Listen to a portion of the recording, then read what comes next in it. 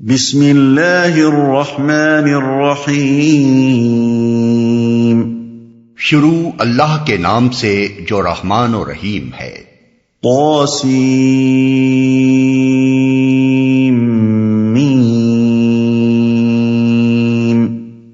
تلک آیات الکتاب المبین۔ طاسین میم، یہ کتاب مبین کی آیات ہیں۔ یعنی یہ آیات جو اس سورہ میں پیش کی جا رہی ہیں اس کتاب کی آیات ہیں جو اپنا مدعا صاف صاف کھول کر بیان کرتی ہے، جسے پڑھ کر یا سن کر ہر شخص سمجھ سکتا ہے کہ وہ کس چیز کی طرف بلاتی ہے، کس چیز سے روکتی ہے، کسے حق کہتی ہے اور کسے باطل قرار دیتی ہے۔ ماننا یا نہ ماننا الگ بات ہے، مگر کوئی شخص یہ بہانہ کبھی نہیں بنا سکتا کہ اس کتاب کی تعلیم اس کی سمجھ میں نہیں آئی، اور وہ اس سے یہ معلوم ہی نہ کر سکا کہ وہ اس کو کیا چیز چھوڑنے اور کیا اختیار کرنے کی دعوت دے رہی ہے۔ قرآن کو الکتاب المبین کہنے کا ایک دوسرا مفہوم بھی ہے،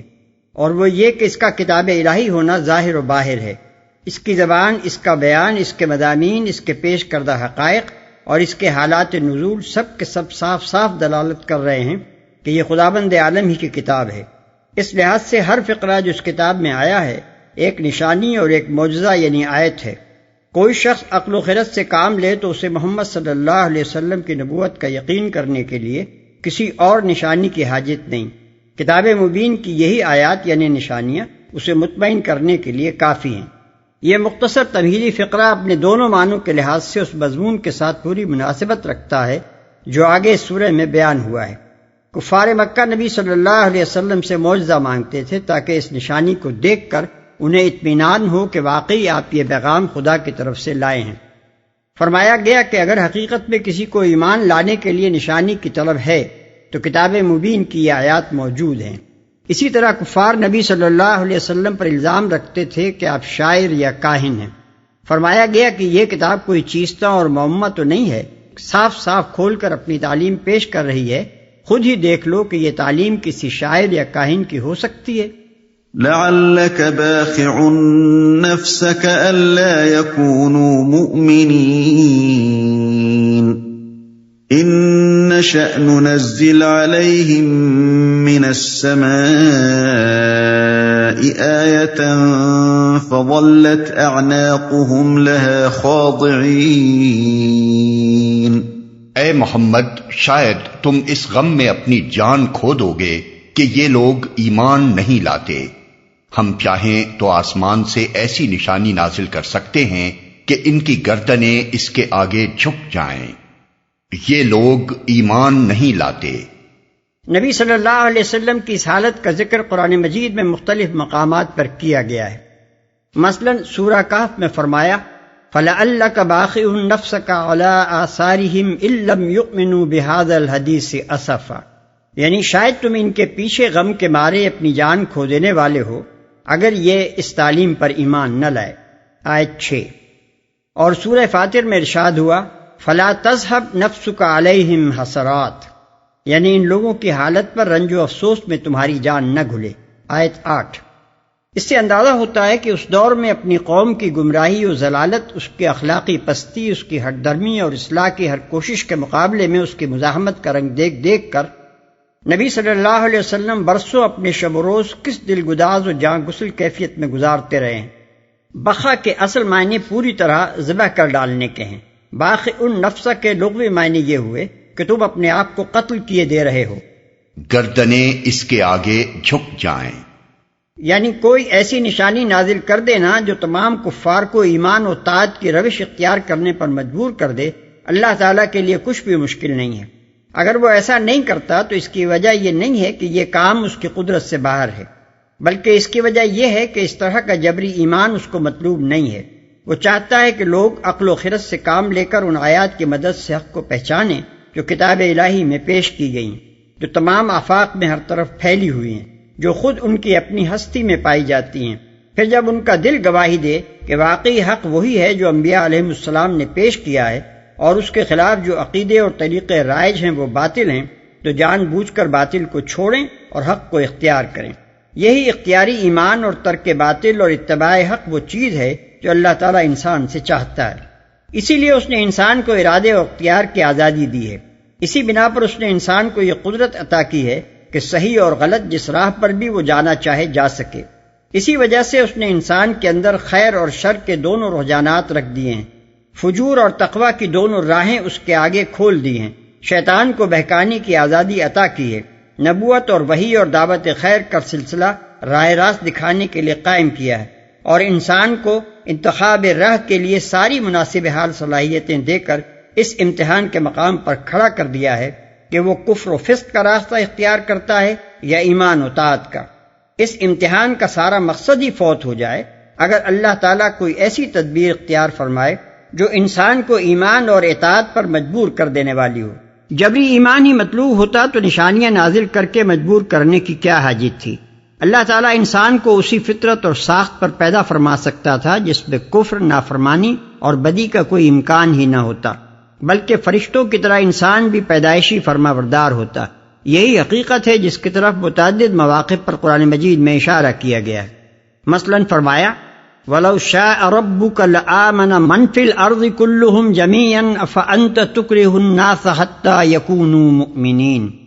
یعنی اگر تمہارا رب چاہتا تو زمین کے رہنے والے سب کے سب لوگ ایمان لے آتے، اب کیا تم لوگوں کو ایمان لانے پر مجبور کرو گے؟ یونس آیت 99۔ اور ارشاد ہوا وَلَوْ شَاءَ رَبُّكَ لَجَعَلَ النَّاسَ أُمَّةً وَاحِدَةً وَلَا يَزَالُونَ مُخْتَلِفِينَ إِلَّا مَن رَّحِمَ رَبُّكَ وَلِذَلِكَ خَلَقَهُمْ،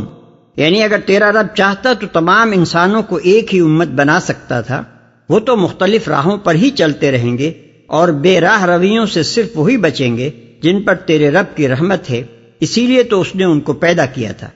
ہود آیت 119۔ وَمَا يَأْتِيهِم مِّن ذِكْرٍ مِّنَ الرَّحْمَٰنِ مُحْدَثٍ إِلَّا كَانُوا عَنْهُ مُعْرِضِينَ فَقَدْ كَذَّبُوا فَسَيَأْتِيهِمْ أَنبَاءُ مَا كَانُوا بِهِ يَسْتَهْزِئُونَ۔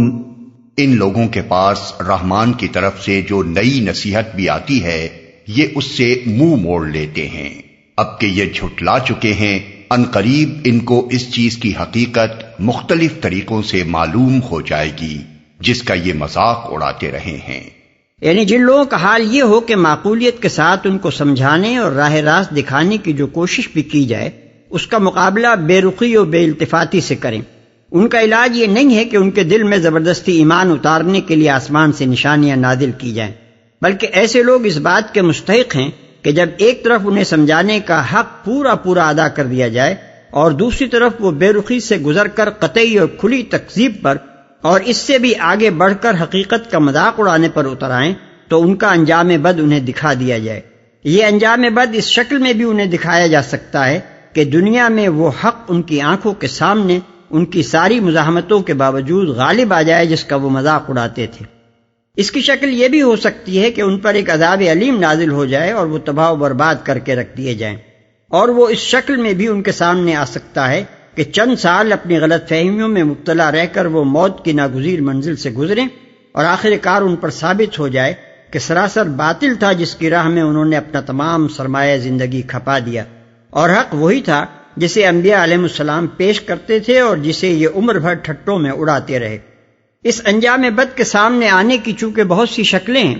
اور مختلف لوگوں کے سامنے وہ مختلف صورتوں سے آ سکتا ہے اور آتا رہا ہے، اسی لیے آیت میں نبأ کے بجائے انباء بصیغہ جمع فرمایا گیا، یعنی جس چیز کا یہ مذاق اڑا رہے ہیں اس کی حقیقت آخر کار بہت سے مختلف شکلوں میں انہیں معلوم ہوگی۔ أَوَلَمْ يَرَوْا إِلَى الْأَرْضِ كَمْ أَنبَتْنَا فِيهَا مِن كُلِّ زَوْجٍ كَرِيمٍ إِنَّ فِي ذَلِكَ لَآيَةً وَمَا كَانَ أَكْثَرُهُم مُؤْمِنِينَ وَإِنَّ رَبَّكَ لَهُوَ الْعَزِيزُ الرَّحِيمُ۔ اور کیا انہوں نے کبھی زمین پر نگاہ نہیں ڈالی کہ ہم نے کتنی کثیر مقدار میں ہر طرح کی عمدہ نباتات اس میں پیدا کی ہیں؟ یقیناً اس میں ایک نشانی ہے، مگر ان میں سے اکثر ماننے والے نہیں، اور حقیقت یہ ہے کہ تیرا رب زبردست بھی ہے اور رحیم بھی۔ اس میں ایک نشانی ہے یعنی جستجو حق کے لیے کسی کو نشانی کی ضرورت ہو تو کہیں دور جانے کی ضرورت نہیں، آنکھیں کھول کر ذرا اس زمین ہی کے رویدگی کو دیکھ لے، اسے معلوم ہو جائے گا کہ نظام کائنات کی جو حقیقت یعنی توحید الہ انبیاء علیہ السلام پیش کرتے ہیں وہ صحیح ہے، یا وہ نظریات صحیح ہیں جو مشرکین یا منکرین خدا بیان کرتے ہیں۔ زمین سے اگنے والی بے شمار انواع و اقسام کی چیزیں جس کثرت سے اگ رہی ہیں، جن مادوں اور قوتوں کی بدولت اگ رہی ہیں، جن قوانین کے تحت اگ رہی ہیں، پھر ان کے خواص اور صفات میں اور بے شمار مخلوقات کی ان گنت ضرورتوں میں جو صریح مناسبت پائی جاتی ہے، ان ساری چیزوں کو دیکھ کر صرف ایک احمق ہی اس نتیجے پر پہنچ سکتا ہے کہ یہ سب کچھ کسی حکیم کی حکمت، کسی علیم کے علم، کسی قادر و توانا کی قدرت اور کسی خالق کے منصوبہ تخلیق کے بغیر بس یوں ہی آپ سے آپ ہو رہا ہے۔ یا اس سارے منصوبے کو بنانے اور چلانے والا کوئی ایک خدا نہیں ہے، بلکہ بہت سے خداؤں کی تدبیر نے زمین اور آفتاب و مہتاب اور ہوا اور پانی کے درمیان یہ ہم آہنگی اور ان وسائل سے پیدا ہونے والی نباتات اور بے حد و حساب مختلف اور نوع جانداروں کی حاجات کے درمیان یہ مناسبت پیدا کر رکھی ہے۔ ایک ذی عقل انسان تو اگر وہ کسی ہٹ درمی اور پیش کی تعصب میں مبتلا نہیں ہے، اس منظر کو دیکھ کر بے اختیار پکار اٹھے گا کہ یقیناً یہ خدا کے ہونے اور ایک ہی خدا کے ہونے کی کھلی کھلی علامات ہیں۔ ان نشانیوں کے ہوتے اور کس معجزے کی ضرورت ہے جسے دیکھے بغیر آدمی کو توحید کی صداقت کا یقین نہ آ سکتا ہو؟ تیرا رب زبردست بھی ہے اور رحیم بھی، یعنی اس کی قدرت تو ایسی زبردست ہے کہ کسی کو سزا دینا چاہے تو پل بھر میں مٹا کر رکھ دے، مگر اس کے باوجود یہ سراسر اس کا رحم ہے کہ سزا دینے میں جلدی نہیں کرتا، برسوں اور صدیوں ڈھیل دیتا ہے، سوچنے اور سمجھنے اور سنبھلنے کی مہلت دیے جاتا ہے، اور عمر بھر کی نافرمانیوں کو ایک توبہ پر معاف کر دینے کے لیے تیار رہتا ہے۔